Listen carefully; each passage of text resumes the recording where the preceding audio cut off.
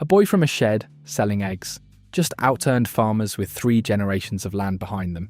You'd assume that's a fluke. Right camera, right moment, right bit of luck. It isn't. Kaleb Cooper was never lucky. He was already the sharpest operator in the yard long before anyone put a camera on him. He was 13 when he worked out. His school's fines cost less than what the egg round was earning him. Do that maths at 13, and you don't need luck later. This isn't a farming story. It's a business case study in a flat cap, and nobody in the industry has worked out how to copy it. Start with the shed. Outside Chipping Norton before sunrise, a 13-year-old who should still be asleep, already out among the hens with a torch because it's still dark half the year in that part of Oxfordshire. He started with hens, not as a hobby, as an actual operation. He was moving around 600 eggs a week, door to door, van to van, to people who expected him on time and didn't much care that he was 13. 600 eggs a week isn't pocket money. That's a delivery round, a customer list, a set of standing orders, and margins a 13-year-old was working out before he'd finished algebra at school. His school fined him for the missed lessons. Repeatedly. And here's the bit that tells you everything about who he'd become.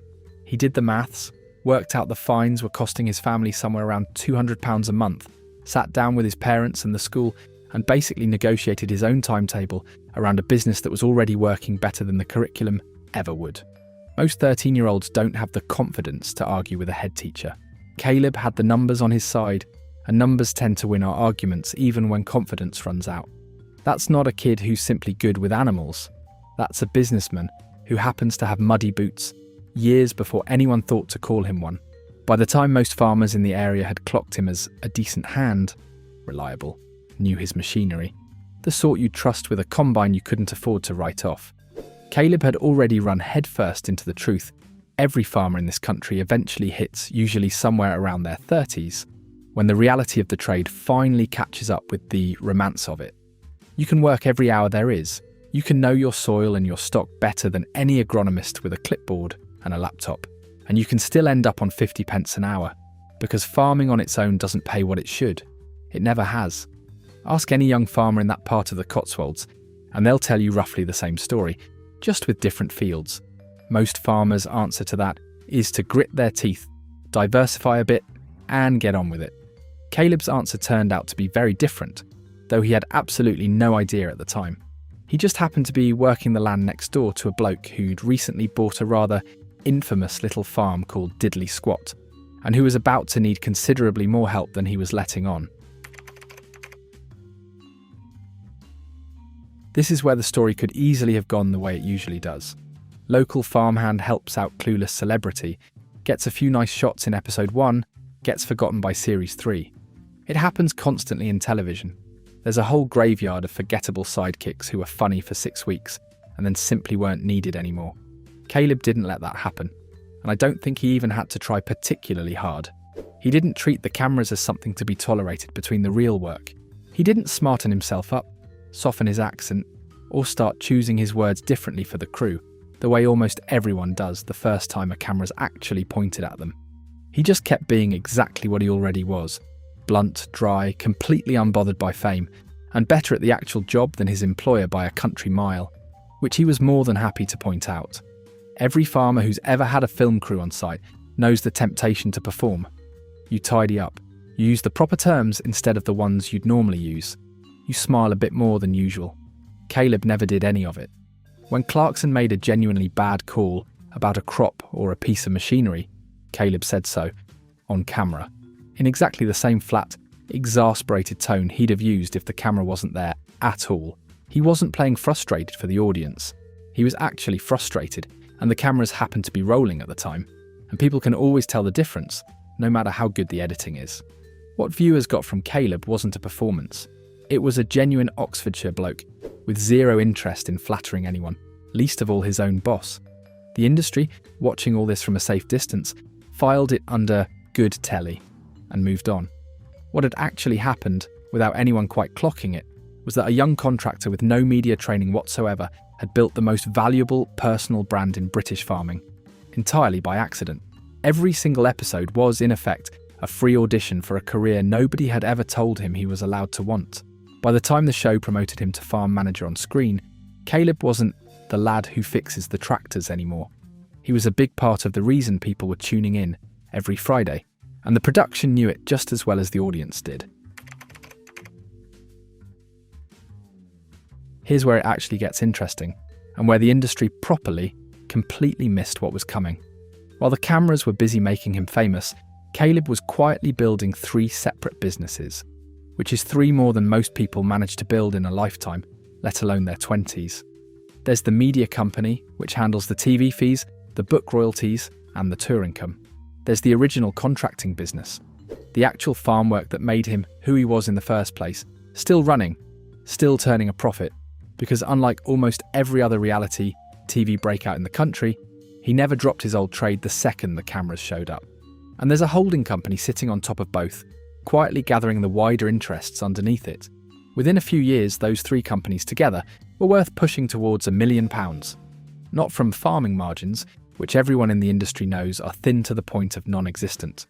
Not from subsidies, which everyone also knows arrive late and never in the shape you were promised. From understanding, instinctively, with no MBA in sight and no business consultant anywhere near the yard, that fame is an asset, and assets need proper structure, or they just leak away through the cracks. Think about what that actually took. 2 best-selling books from a kid who left school with no particular love of writing and, by his own admission, not much patience for it either.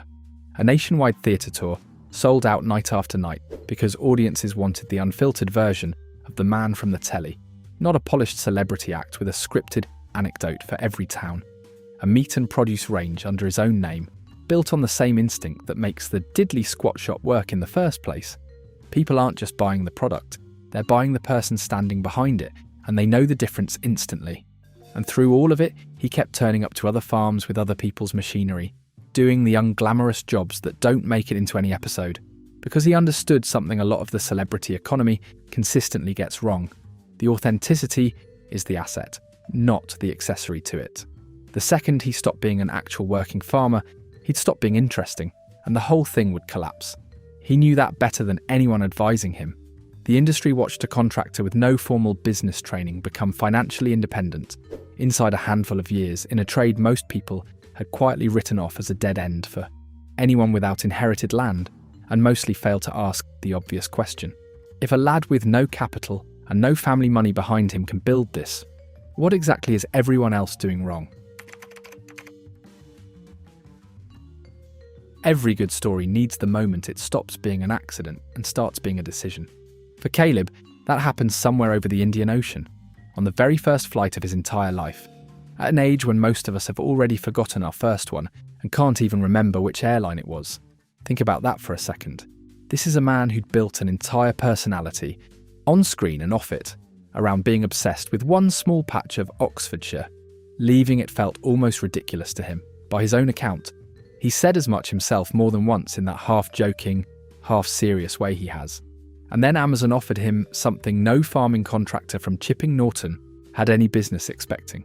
His own show, not the sidekick, not the useful bit of local colour propping up somebody else's story, the lead, his name on the poster, if there was one. He took it, flew to Australia for the first time in his life, to farm on a scale that makes the Cotswolds look like an allotment out the back of a semi.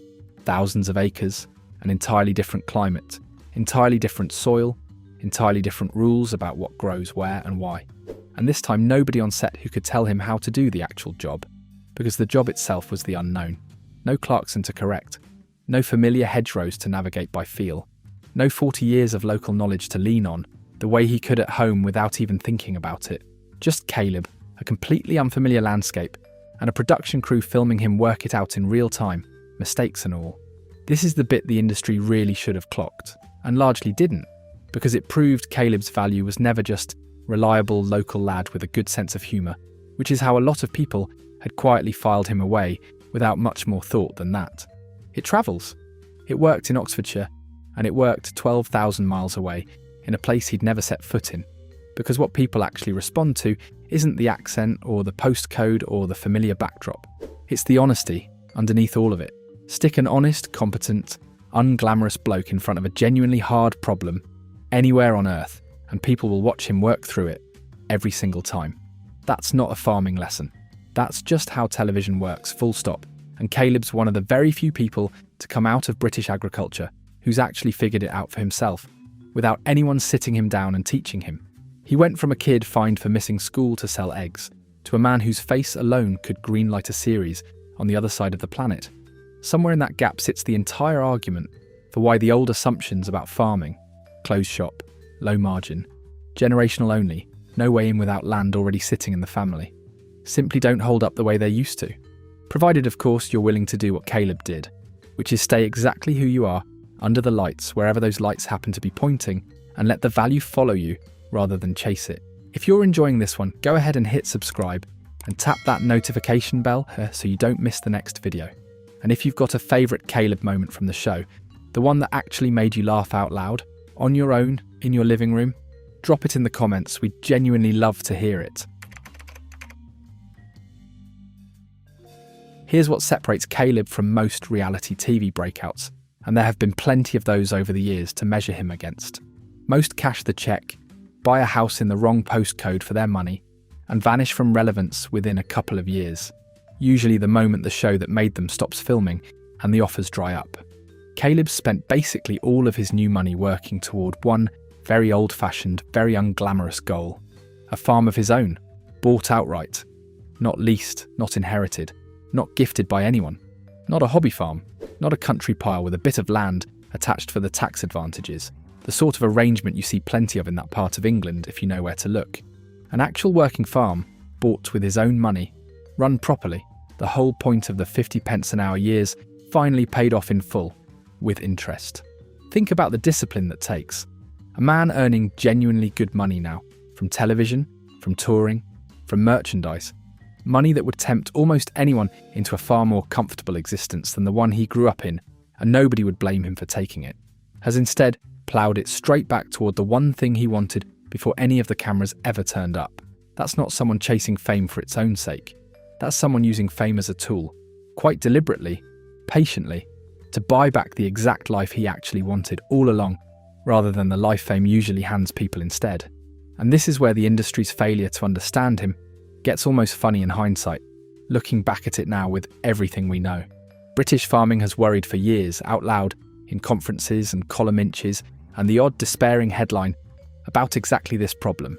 How does a young person with no land and no inheritance ever actually break into an industry where an acre gets more expensive every single year, further out of reach for anyone starting from nothing but a work ethic? The usual answer, the one everyone quietly accepts because nobody's got a better one, is you don't, unless you marry into it or inherit it outright. Kaleb's quietly, patiently, stubbornly proving that answer wrong, book tour by book tour, contract by contract, one deposit at a time. He started with no land at all, not an acre, not a promise of one. He did it by refusing to let his own trade go invisible, even as the fame grew up around it, when it would have been very easy, tempting even, to let the contracting business quietly wind down and live off the television money instead. And he's still doing it now, getting a little closer every year to owning outright the kind of land that men twice his age, born into farming families with generations of it behind them, have spent entire careers failing to secure for themselves. That's the real inheritance he's building, and it's one nobody handed him on a plate.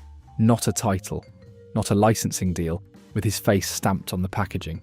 An actual farm, bought with his own money, on his own terms whenever the numbers finally add up properly. Which, if you stop and think about it honestly, is more than most old money in this country can claim to have done for themselves, whatever the family portraits might suggest.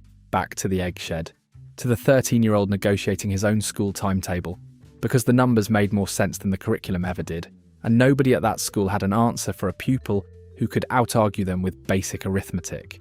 Nobody watching him then, not his teachers, not the school, probably not even his own family if we're honest, would have told you they were looking at the future of British farming's most interesting career. Why would they? He looked exactly like every other kid with a Saturday job. What they missed is exactly what the wider industry kept missing afterwards, year after year, series after series, right up until it was too late to unsee it. They assumed his value started and ended with his hands, that he was useful because he could fix a drill or read a field better than a man with a soil testing kit and a university degree behind him. All true, every word of it. Also completely beside the point, and it always was, from the very start. His actual skill was never agricultural. Not really, however much the show wants you to believe otherwise. It was refusing to keep the two halves of himself separate the way everyone around him had quietly been taught to. The honest working farmer on one side, hands in the dirt, and the sharp, patient businessman building something bigger underneath on the other, watching the numbers the way other people watch the weather. Every other young contractor in the country got taught, without anyone ever saying it out loud because nobody needed to, that those two things simply don't mix. That you're either a proper farmer or you're playing at something else entirely, and you don't get to be both at once without people quietly deciding you're not really either. Kaleb never bought that, not for a second. Not even when it would have been easier to. And that's exactly why nobody saw him coming until it was already done and dusted. He didn't outsmart farming by leaving it behind for something more lucrative, the way plenty of talented young farmers eventually do once they realise the maths doesn't work. He outsmarted it by refusing to leave, refusing to soften, refusing to become someone slightly more palatable for the cameras or the industry's idea of what a farmer should sound like, and building in full public view across 4 series and 2 books, and a sold-out tour, and now a show filmed on the other side of the world. An entire career on the stubborn idea that the honest version of himself was worth more than any performance ever could be. 50 pence an hour wasn't a failure, it was the deposit. And the farm he's chasing now, the one he still doesn't have, the one he's closer to every single year, is the proof that it worked exactly the way he always thought it would. Here's the thing his whole story quietly argues, even if he's never once said it in so many words himself. In an industry built almost entirely on land passed down rather than earned, a boy with a shed of eggs and no expectations at all can still buy his way in. On merit, in full view of the entire country, with the cameras rolling the whole time. The farming world spent years treating him as good colour for somebody else's television show, a bit of comic relief between Clarkson's disasters. What they were actually watching, week after week, was a young bloke quietly taking apart every assumption about how you're supposed to get into British agriculture without money or land behind you. That's the real story here. Not the books as good as they've done, not the tour, sold out as it was, not even the solo series on the other side of the world, filmed thousands of miles from home. It's a farmhand from Chipping Norton, who never once pretended to be anything other than exactly what he was, on screen or off it, and built out of nothing but honesty and stubbornness and a fair amount of muck, the exact thing the industry always said wasn't possible for someone starting where he started. If this is the kind of story you're here for, hit subscribe, ring the bell, and we'll see you in the next one. And let us know in the comments, do you reckon Kaleb gets his farm in the end?